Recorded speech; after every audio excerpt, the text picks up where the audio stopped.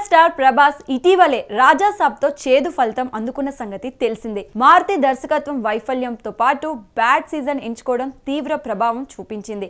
Average అయిన అభిమానులు సంతోషించేవాళ్ళు, కానీ డిజాస్టర్ రిజల్ట్ పట్ల వాళ్లకు కలిగిన అసంతృప్తిని మాటలో కొలవడం కష్టం. వసూల పరంగా 200 కోట్లు దాటినా ఆనందం మిగలేదు. అయితే ఎవరు ఊహించని విధంగా నిన్న సాయంత్రం స్పిరిట్ రిలీజ్ డేట్ ప్రకటించడం ప్రభాస్ ఫ్యాన్స్ ని షాక్ కు గురిచేసింది. రాజాసాబ్ ఫలితం పట్ల బాధలో ఉన్న వాళ్లకు దర్శకుడు సందీప్ రెడ్డి వంగ పెద్ద రిలీఫ్ కలిగించారు. 2027 మార్చ్ 5 స్పిరిట్ థియేటర్స్ లో అడుగు పెట్టబోతున్నట్టు సింపుల్ అనౌన్స్మెంట్ ఇచ్చేశారు. నిజానికి సంక్రాంతి బరిలో ఈ సినిమా ఉంటుందనే గాసిప్ కొందరు ప్రచారంలోకి తెచ్చారు. దాన్ని సూపర్ కౌంటర్ అన్న తరహాలో కొన్ని గంటల వ్యవధిలోనే క్లారిటీ ఇవ్వడంలో వంగ మార్క్ కనిపిస్తుంది. ఒక డేట్ చెప్పారంటే దాన్ని తప్పకుండా ఎట్టి పరిస్థితుల్లో కట్టుబడి ఉండేందుకు సందీప్ వంగ చాలా కష్టపడతారు. ఇలాంటి నిర్ణయం తీసుకోవడం వెనుక స్పిరిట్ పెద్ద స్కెచ్ వేసుకుంది. అదేంటో చూద్దాం.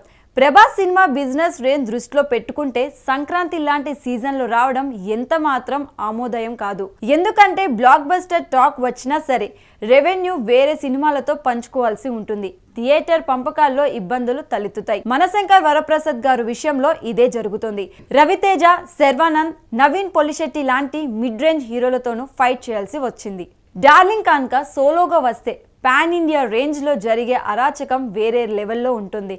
కల్కి 2890 AD, సెల్లర్ పార్ట్ 1 సీజ్ 5 దాని కలెక్షన్ సాక్షిగా రుజువు చేశాయి. సో ఈ కోణంలో ఇదే రైట్ డెసిషన్.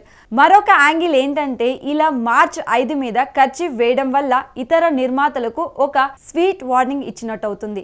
దానికి ముందు వెనక రావాలా వద్దా అనే దాని మీద వాళ్ళకి ఒక కంక్లూజన్ కు రావచ్చు. అందులోనూ బాలీవుడ్ వైపు నుంచి ఆ డేట్ ని లాక్ చేసుకున్న పెద్ద సినిమాలు 2027లో లేవు. పైగా మహేష్ బాబు, రాజమౌళి వారణాసి అదే నెల చివరి వారంలో వస్తుందని వార్తలు వినిపిస్తున్న నేపథ్యంలో స్పిరిట్ ముందు జాగ్రత్త పడటం మంచిదే అవుతుంది.